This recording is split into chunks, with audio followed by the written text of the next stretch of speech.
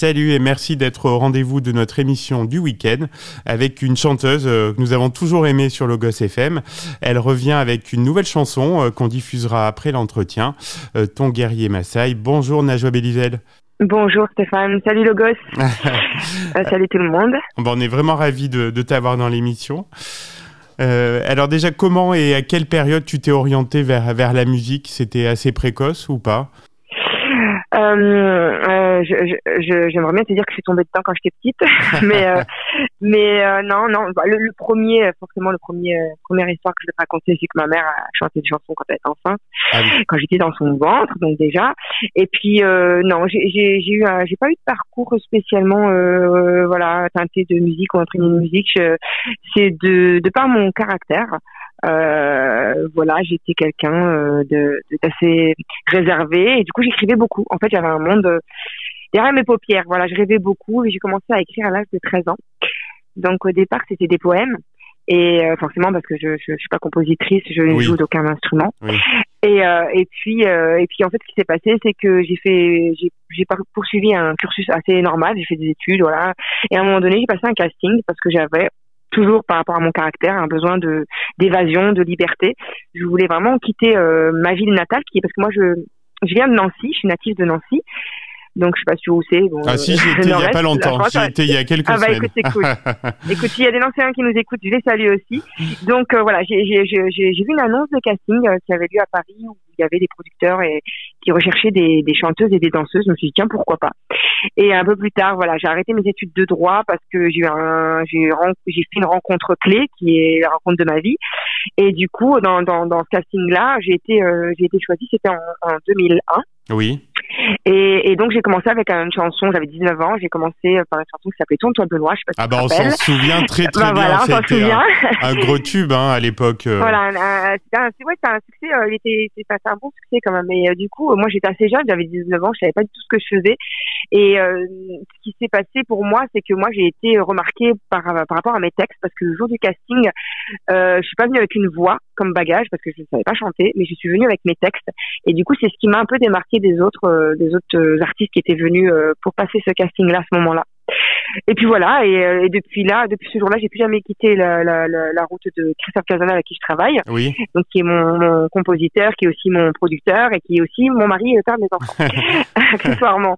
Donc du coup voilà, c'est changement de ma vie et depuis j'ai appris à connaître cet instrument qui est à l'intérieur de moi, qui est ma voix, voilà. Et puis voilà, du coup maintenant j'ai mon écriture, j'ai ma voix et puis j'ai mes passions et puis ma musique, voilà.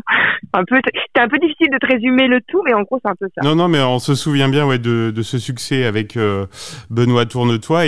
Benoît, c'était en 2002, puis après Gabriel.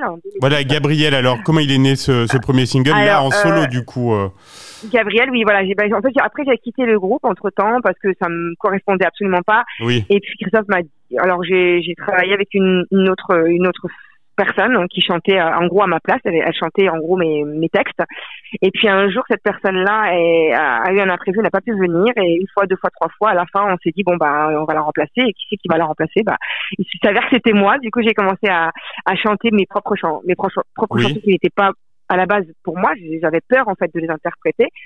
Et puis comme ça, j'ai commencé avec Les mots mal soignés, des chansons comme ça, je sais pas si tu les connais de mon premier album. Oui. Et puis Gabriel est arrivé de manière un peu royale à la fin et ça a été une des toutes dernières que j'ai enregistrées pour ce premier album qui est sorti donc en 2006, qui s'appelle Entre deux mondes en équilibre. Et j'avais sorti cet album-là, j'avais 24 ans, c'était chez Scorpio Music.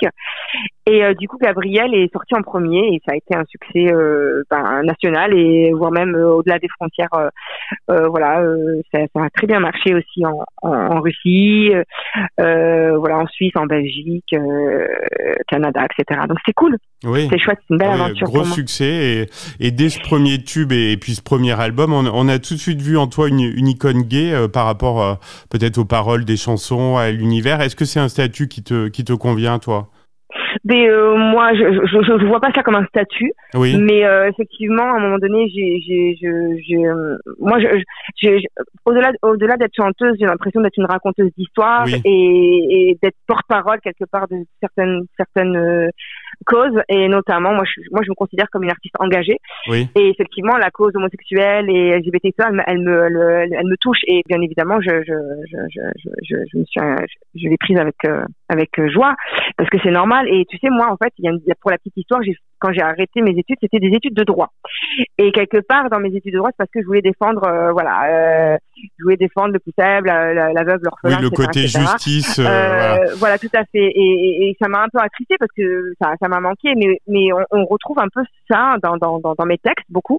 C'est pour ça, quand je te parle d'engagement, c'est ça aussi. Et puis après, donc voilà, au-delà d'être une simple chanteuse, je me considère vraiment, je me suis dit, je peux pas aller défendre ça dans un tribunal, je vais défendre ça en chanson. J'ai un micro, j'ai une plume, je vais en faire je vais en faire quelque chose d'utile. Et donc, tu as enchaîné ensuite les albums, d'autres tubes, les années suivantes. Est-ce que tu es plutôt fière de ton parcours jusqu'ici? Ouais, oui, bien sûr que je suis fière. Je suis fière, et en même temps, je m'en rends pas vraiment compte, parce que, je sais pas comment te dire, je suis encore en pleine action, entre guillemets. Oui. Je suis vivante, j'ai la chance et c'est un métier qui est difficile aussi, de subsister, de continuer à faire ces choses-là de nos jours. C'est assez compliqué. Donc c'est une gymnastique. Puis moi j'ai une grande liberté, c'est-à-dire que je me suis absentée pendant 9 ans par exemple, et ça c'est un choix que j'assume aussi. Et il y a des gens qui se remettent à écouter mes chansons, qui me disent mais t'étais où pendant 10 ans? Et c'est vrai que je me dis ah ouais, quand même, pendant 10 ans j'étais pas là. Et après sans avoir à me justifier, j'explique simplement que c'est aussi une liberté pour moi qui fait que c'est pour ça que je fais ça. Sinon, par contre, je fais rien d'autre à côté. Je mets pas un déguisement je fais pas un costume je fais pas un autre métier à côté. Je le vis pleinement, mais parallèlement aussi, je suis maman. Voilà, j'ai eu des enfants aussi entre temps. Bah oui, il y a une vie à côté du domaine artistique. Voilà, tout à fait. Et en tant que femme, en tant qu'être humain, j'avais besoin d'être comblée à ce niveau-là aussi, et puis c'était important. Ouais. Mais c'est drôle, parce qu'aujourd'hui je te parle, c'est un retour, avec un nouveau single qui s'appelle Ton guerrier Maasai. Je pense que tu vas en parler là. J'allais y venir justement. Mais du coup, ça me fait drôle, parce qu'en réalité, c'est mon 5e album. Mon 4e album original, dont je fais les textes et la musique avec Christophe. Il y a eu un 5e album qui a été un album de reprise en hommage à Marie Laforêt. Oui. Du coup, en voyant un petit peu ça dans le rétroviseur, entre guillemets, je me dis waouh quand même. Et du coup, effectivement, je suis fière. Oui, donc ce nouveau single, Ton guerrier Maasai, est-ce que tu peux nous le présenter? Comment il est né? Ton guerrier Maasai. Alors, je suis super fière de faire ce retour, mon retour avec ce single-là. Il s'est imposé de lui-même. Alors. Tu as écouté les paroles, je suppose, et du coup, voilà, c'est une chanson qui parle encore d'amour, d'amour, plutôt d'amitié, mais dans l'amitié, il y a de l'amour. Oui, bien sûr. Donc, c'est une histoire qui parle d'une déception sentimentale, d'une déception d'amitié, qui parle de liberté aussi, qui parle de légèreté, de quelqu'un qui décide, de couper les ponts avec une autre personne, parce que, à un moment donné, elle a besoin de se retrouver elle-même, et de ne pas être prise, parce que parfois il y a des relations un peu toxiques, je sais pas. Ah oui, bien sûr. Tu dois connaître aussi, tout le monde connaît tout ça. Le monde. Et voilà. Mais ça se ressent pas immédiatement. C'est-à-dire qu'il faut vraiment écouter le texte. Moi, j'ai l'impression que cette chanson-là, on a plus envie de danser dessus. Moi, je sais qu'avec le solo de guitare, moi, je m'éclate. Oui, elle est très entraînante. Vraiment. Ouais, j'adore. C'est vraiment une musique qui, et puis il y a un hommage aussi à un artiste que j'aime beaucoup, qui est Kavinsky, qu'on reconnaît. D'ailleurs, je le cite dès les premières paroles. C'est la chanson My Scott, que tu dois aussi connaître. Et voilà, donc je suis super contente, parce elle est pas mal, elle est bien accueillie. Donc je croise tous mes doigts pour que ça continue. Nous aussi. Que ça fasse comme donc, elle annonce un nouvel album, donc Schizophonia, les chansons seront dans la même veine que ce single. Ils seront dans la même veine. En même temps, cet album-là, c'est c'est comme un jeu. Je vais un peu t'en parler, parce que je te promets qu'il me faut quelques jours pour te parler entièrement du concept de l'album. D'accord. Bon, on fera de décryptage. Je pense qu'avec plaisir, si tu veux bien me réinviter. Avec grand plaisir. C'est un album conceptuel, Schizophonia. C'est une idée qui m'a été chuchotée par un de mes collaborateurs, quelqu'un avec qui je travaille, et j'ai adoré. Et en gros, schizophonia, du grec schizo, le trouble, qui est une pathologie réelle, le trouble un peu de personnalité, de la perception, de la réalité, des choses un peu délirantes. Et en même temps, phonia, qui est toujours issu de phonie, du grec encore, de la voix et du son. Et avec ces deux mots-là, en fait, on s'est amusé avec Christophe à créer vraiment un concept qui se rapproche un peu de ce que fait aujourd'hui l'intelligence artificielle. Oui. Voilà, avec des chansons qui sont des chansons originales, ça je tiens à le dire. Je continue à écrire mes textes. Christophe et moi, Christophe est toujours mon compositeur. Sauf qu'en fait, c'est un album qui va s'étendre sur 4 périodes, des années 70, 80, 90, 2000. Ah, d'accord. Donc, c'est une sorte de machine à remonter le temps avec des chansons qui sont empreintes de musique super connues, ou pas, parce que du coup, c'est un peu un jeu. On peut essayer de deviner à quoi... par exemple, tu vois, là, pour Ton guerrier Maasai, évidemment que ça saute aux yeux, aux oreilles, pardon, que c'est Kavinsky, Night Call, mais on s'est amusé avec Christophe, on s'est pris un bon plaisir en gros, à prendre l'architecture sonore, voilà, de chansons connues et puis de se les réapproprier, mais ça reste des chansons originales et du coup il y a beaucoup d'inspiration sur pas mal d'artistes et donc j'ai vraiment hâte de sortir cet album-là. Nous aussi, on a hâte de le découvrir. Hein. Est-ce qu'il y a une date déjà de prévue pour la sortie? Alors c'est le mois de mars, mais je n'ai pas la date. Ok. Je suis désolée. Non, mais c'est déjà très bien. Hein. Est-ce qu'il y aura un peu de scène pour accompagner la sortie de l'album?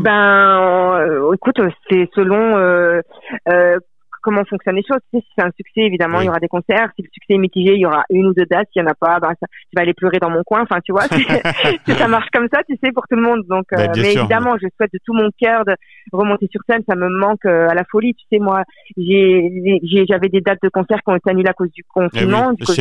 Je sais bien. Du coup, j'ai fait, j'ai enregistré des sessions unplugged, donc à huis clos, qui ont été super bien reçues, en tout cas par mon public. Et puis là, pour les reprises quand j'ai fait les reprises pour Marie Laforêt, qui est un très bel hommage, c'était il y a 2 ans, et il s'est avéré que je suis tombée malade, j'ai eu une double pneumonie et j'ai été hospitalisée, donc pareil, j'ai dû annuler mes dates, ça a été très compliqué. Du coup, moi j'ai une grosse frustration pour la scène, là j'ai à tout prix envie de... Du coup, mes enfants, je les embête un peu, j'en ai marre, je chante tous les jours des chansons. mais ça marche plutôt bien. En tout cas, on t'attend en Auvergne donc, pour nous présenter donc, les chansons de cet album. Voilà. Et en attendant, on va écouter Ton guerrier Maasai. Et merci beaucoup, Najwa Bélizet. C'était vraiment un plaisir de te retrouver. Merci à toi. À très bientôt.